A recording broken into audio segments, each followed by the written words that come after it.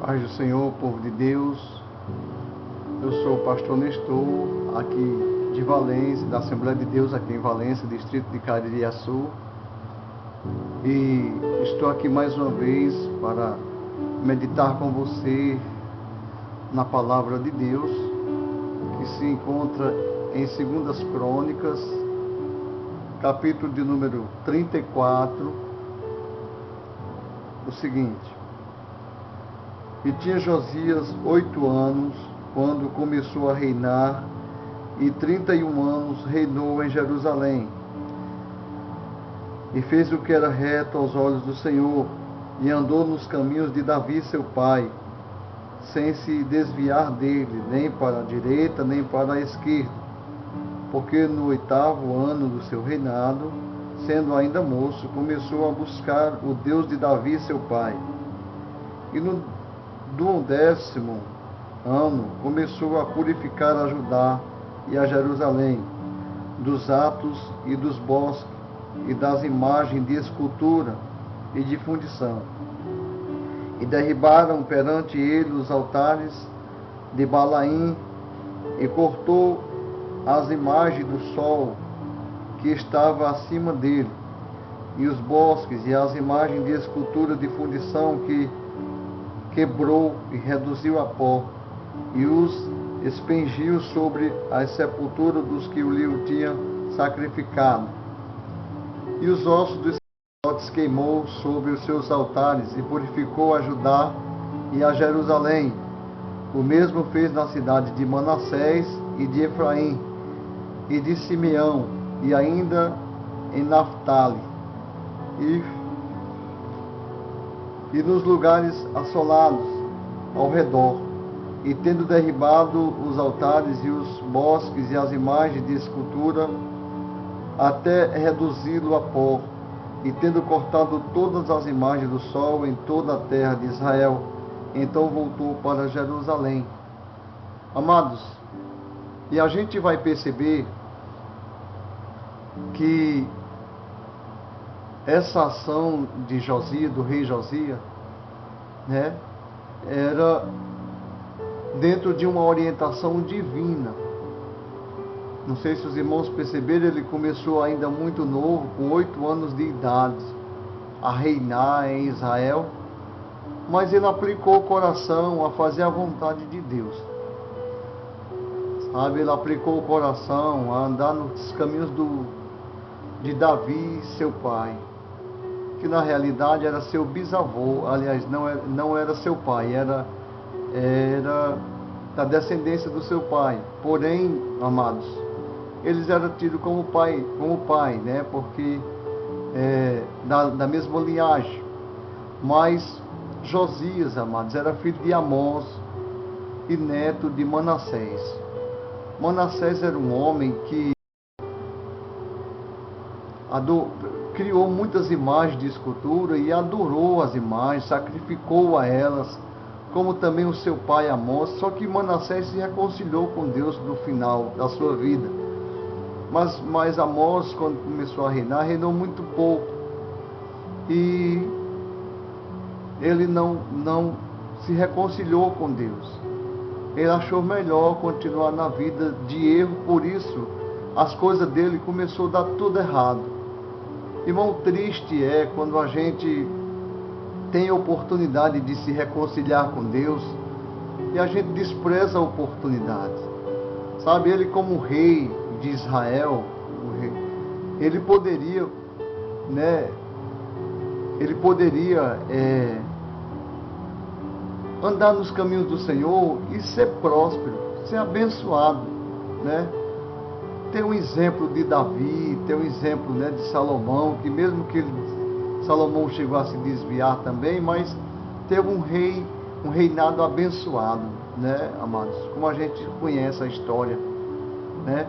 E as de outros reis que passaram também antes deles, né? A gente vai ver que teve muitos que tiveram sucesso na sua vida, mas ele aplicar o coração, sabendo a história dos outros antepassados deles, ele aplicar o coração a andar nos caminhos errados, sabe, a adorar as imagens de escultura, a se curvar diante de Deus e pelos homens. Sabe, isso realmente é um ato de tolice do ser humano. Mas infelizmente, meus queridos, nos nossos dias existem pessoas assim. Existem pessoas que fazem isso, que despreza a oportunidade que tem e vai viver esta vida, sabe? Essa vida que não leva ninguém a lugar algum. Está entendendo? Que só destrói. E veja que o tempo de Amós no governo foi muito pouco. Sabe, amados? Mas por que foi tão pouco? Sabe? Porque ele estava andando nos caminhos diferentes daquilo que Deus queria que ele caminhasse. Coisa triste, amado. A Bíblia diz que bem-aventurada é a nação cujo Deus é o Senhor. Sabe? A nação é abençoada, a nação é próspera quando Deus governa, quando Deus lidera aquela nação. Quando Deus é quem cuida, mas quando o Deus daquela nação é imagem de escultura, quando o Deus daquela nação é Deus criado pelos homens, deuses criados pelos homens, criaturas que Deus criou, aonde as pessoas dirigem oração a criaturas que Deus fez. Sabe, meus queridos, sabe, essa nação, ela está prestes a se acabar, a ser destruída. Porque que poder tem uma criatura que Deus criou? Que poder tem um ser que Deus fez? Um ser que é pó, igual a eu e você. Porque a Bíblia diz que o que nos fez diferente, amados, foi a graça de Deus na nossa vida. E a Bíblia diz que aonde o pecado abundou, superabundou a graça. A graça de Deus, ela abunda na nossa vida quando a gente tem muitos pecados, quando a gente não tem condição nenhuma de ser justificado ou de se justificar. Aí é aí onde a graça vem e se multiplica na nossa vida, porque é a misericórdia de Deus que aumenta em nós. Sabe, amados? E a gente tem visto muito isso acontecendo na vida das pessoas. As pessoas, em vez de se curvar diante do seu Criador, daquele que o criou, daquele que lhe deu fôlego de vida, vai procurar deuses para se prostrar diante dele. E a gente vai ver que o rei Josias, quando ele começa a reinar, a Bíblia diz que ele vai andar nos caminhos de Davi, seu pai. E a primeira coisa que ele faz, orientado ali pelo Espírito Santo de Deus, amados, foi destruir os postos ídolos, como os altares, como as imagens de escultura, como os Baalim, sabe, os deuses que eles adoravam na época. Porque hoje são outro tipo de deuses que as pessoas adoram, mas é Deus. Porque quando a gente dá poder a uma criatura, a gente está comparando ela a um Deus. A gente está dizendo que aquele ser tem poder igual a Deus. E o que Josias fez aqui foi primeiro destruir os altares deles. Depois que ele fez essa purificação toda, destruiu, fez pó das imagens, ele derramou o pó em cima da sepultura, dos ossos, dos sacerdotes, que levou o povo a adorar aqueles deuses. Depois que ele fez isso tudo, aí ele foi restaurar o templo que Salomão tinha feito, porque estava totalmente destruído, porque estava totalmente acabado. E ele começou a restaurar para poder fazer um verdadeiro culto ali. Para poder levar as suas ações ao Deus Todo-Poderoso, ao Deus que realmente tem poder. Primeiro ele destruiu os altares para poder construir o templo, restaurar o templo. Não tem como a gente restaurar o templo enquanto os altares estão de pé ainda na nossa vida. A gente aprende lição com esse texto. Porque quando a gente quer restaurar o nosso templo, porque nós somos o templo do Espírito Santo. Quando nós queremos restaurar a nossa vida, primeiro é necessário que alguns ídolos da nossa vida morram, ou que todos eles morram, deixe de existir. Para o nosso templo ser restaurado, é necessário que haja primeiro uma purificação dentro de nós. Ah, pastor, mas eu não ando me curvando diante das imagens de escultura. Eu não ando me curvando diante de ídolos. Não, irmão, às vezes a gente pensa que ídolo é só aqueles que a gente considera como Deus, que a gente dirige as nossas orações a Ele. Esses também são ídolos. Mas existem outros ídolos também que dominam os seres humanos, principalmente a vaidade. E hoje em dia, as redes sociais, a internet, são ídolos que têm tomado posse do coração das pessoas. E a gente tem visto tanta gente aprisionada, irmãos, que não tem tempo para Deus, que não consegue dobrar o seu joelho 5 minutos, porque o seu tempo está preenchido com outras coisas. E isso se tornou um Deus na vida dessas pessoas. Sabe? Isso é triste. Mas existe também aqueles que se dobram diante de ídolos de verdade, ou seja, de deuses, que são criaturas que Deus fez, e o ser humano dá poder a eles, como se eles tivessem poder, como se fosse Deus. Só quem tem poder é Deus, amados. Só quem pode mudar a vida de alguém é Deus. Aí você pode dizer, Senhor, pastor, mas eu fiz uma oração, eu fiz uma promessa e eu fui respondido. A Bíblia diz que Deus envia a operação do erro para que o homem creia na mentira, porque não tiveram prazer na verdade para se salvar. 2 Tessalonicenses capítulo 2, versículo 9 e 10.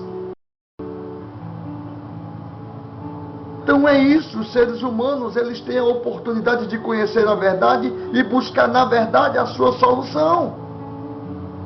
Mas eles acham melhor buscar a solução nas criaturas que Deus fez, dando a ela poder como se fosse Deus. E isso entristece o coração de Deus, amados. Isso machuca o coração de Deus. Veja que foi os caminhos que Manassés andou. Veja que foi os caminhos que Amon andou. Mas não foi o caminho que Josias andou. Porque eles andaram nesses caminhos errados, a vida deles se complicaram. E tem muita gente com a vida complicada por causa disso. Tem muita gente vivendo o amargo da vida por causa disso. Porque desviaram os seus caminhos do Senhor. Porque andaram em caminhos diferentes. A Bíblia diz que Amós andou nesses caminhos aqui, Porque o pai dele, Manassés, tinha feito umas imagens de escultura, e no tempo que ele se recuperou, ele não destruiu essas imagens. E quando Amós começou a reinar, as imagens ainda estavam lá. E ele viu aquelas imagens ali e ele começou a queimar sacrifício lá. Ele não atentou para o dia que o seu pai se converteu ou se arrependeu dos seus maus caminhos. Mas continuou na vida que o pai dele tinha antes, que era a vida de se prostrar diante da imagem de escultura ou de deuses da terra. E isso destruiu a vida dele. Sabe? E tem muita gente andando segundo os deuses dos seus pais, a tradição dos seus pais. Achando que estão fazendo a coisa certa, porque era o que os seus pais faziam. Até mesmo, quem sabe, se os seus pais do meio para o fim não se converteram, não mudaram de vida, mas eles continuam no caminho antigo dos seus pais. E hoje estão andando errado, estão pagando um alto preço por causa disso. A Bíblia diz aqui, amados, que as pessoas, o povo que Amós governava ele, começou a persegui-lo, começou a massacrar ele aos poucos, até ele morrer. E isso é triste. Porque há uma tormenta, há uma perseguição, há uma luta muito grande na vida daqueles que são desobedientes à palavra de Deus. Na vida daqueles que vivem uma vida totalmente devassa, afastado dos caminhos do Senhor. E não é isso que Deus quer para nós. Deus quer que a gente se converta, que a gente mude de vida, que a gente se reconcilie com Ele. Não foi à toa, amados, que o Senhor Jesus veio a este mundo para derramar até a última gota de sangue que Ele tinha por nós. Não foi à toa que Ele veio morrer pelos nossos pecados. Não. Ele veio morrer pelos nossos pecados para nos dar a oportunidade de se reconciliar com Ele, de se transformar em uma nova criatura. E essa oportunidade a gente tem, mas depende muito da gente, de nós, amados. Precisa muito da gente. Pois ele só restaurou o templo depois que ele derrubou os ídolos. Depois que ele destruiu todos os ídolos e os sacerdotes que adoravam neles. Acabou tudo, ele destruiu tudo. Leia o texto. Leia o capítulo 33, 34 e 35 de 2 Crônicas. E você vai ver o que este grande homem de Deus fez, que começou a sua vida ainda como criança, governando, 8 anos de idade, mas andou nos caminhos do Senhor. E por ele andar nos caminhos do Senhor, ele fez a diferença. Deus tinha prometido, por causa dos seus pais, tinha prometido que ia destruir Jerusalém, que ia acabar com Jerusalém. Mas quando este homem começou a governar, ainda criança, que ele restaurou o templo, que ele encontrou o livro da lei, e pela leitura que ele fez, ele entendeu, ele disse: olha, nós realmente entristecemos o coração de Deus. Deus está irado com a gente, porque nós nunca guardamos o que está escrito nessas palavras. E ele de imediato pegou aquele livro, mandou para a profetisa Hilda, para ela explicar para ele o que era aquilo. E ela leu o livro. E Deus tomou aquela profetisa e mandou dizer para ele: olha, eu tinha prometido que ia destruir Jerusalém, que ia castigar este povo,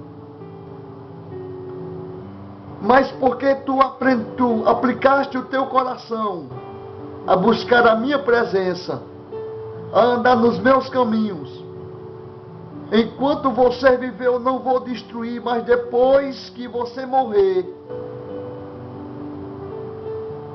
eu irei cumprir com o que eu falei. Mas nos dias de Josias, Deus preservou o povo. Deus preservou o governo. Sabe por quê?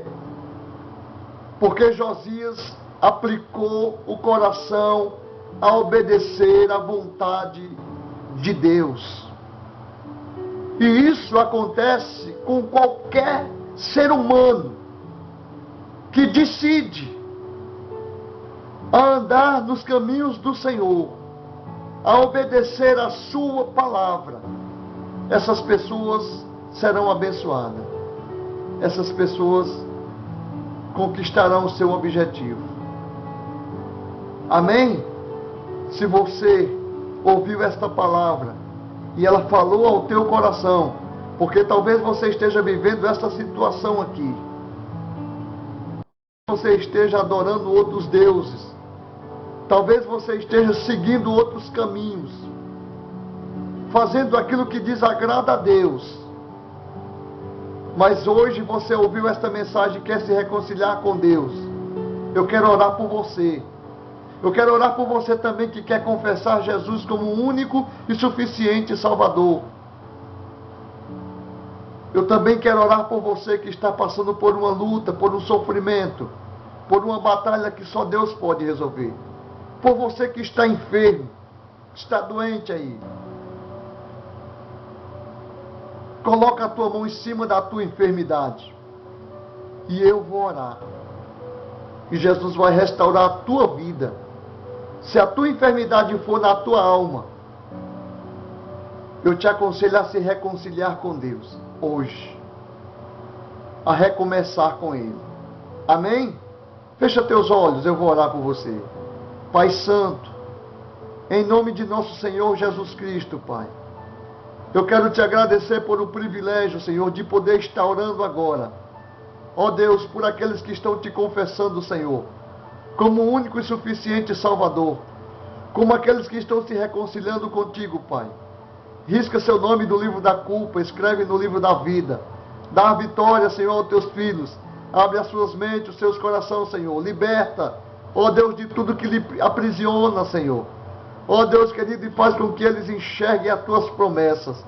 Deus eterno, derrama a tua graça sobre a vida de cada um deles, Pai. Pois a tua palavra diz que aonde abundou o pecado, superabundou a graça. Senhor, toca nesta pessoa que está enfermo agora. Jesus, o Senhor é o médico dos médicos, o Deus do impossível, o Deus que vai além da medicina, Senhor. Restaura agora, Senhor, a saúde desta pessoa. Seja esta enfermidade, Senhor, ó Deus querido, aleluia, curável. Ou seja, esta enfermidade, Pai querido, desenganada dos médicos. O Senhor, aleluia, é o Deus que pode todas as coisas. E nesta hora o Senhor pode restaurar a saúde desta pessoa. Meu Deus, levanta, Senhor, do leito esta pessoa que está ouvindo, ó Deus querido, esta oração agora. Ó Deus, está com a sua mão em cima da sua enfermidade. Senhor, em nome de nosso Senhor Jesus Cristo, Pai, restaura, Senhor, ó Deus querido, a vida desta pessoa neste momento. Pai querido, aqueles que estão angustiados, aqueles que estão tristes, aqueles que estão passando por momentos difíceis na vida, quem sabe, Senhor, estão passando por uma luta financeira, eu não sei, Pai, mas o Senhor sabe. O Senhor é o Deus que vê todas as coisas. Pai Santo, em nome de nosso Senhor Jesus Cristo, restaura a vida dessa pessoa. Entra com providência agora, Senhor. Faz milagre, Pai, para a glória do teu nome, Jesus amado. É que eu te peço tudo isso e já quero te agradecer por tudo, em nome do Senhor Jesus. Amados, que Deus em Cristo vos abençoe, você, sua casa, sua família, viu? Se você quiser continuar assistindo os vídeos que eu postar, dê uma sinetazinha aí no sininho aí, se inscreva no canal e Deus possa abençoar você de forma especial. Amém?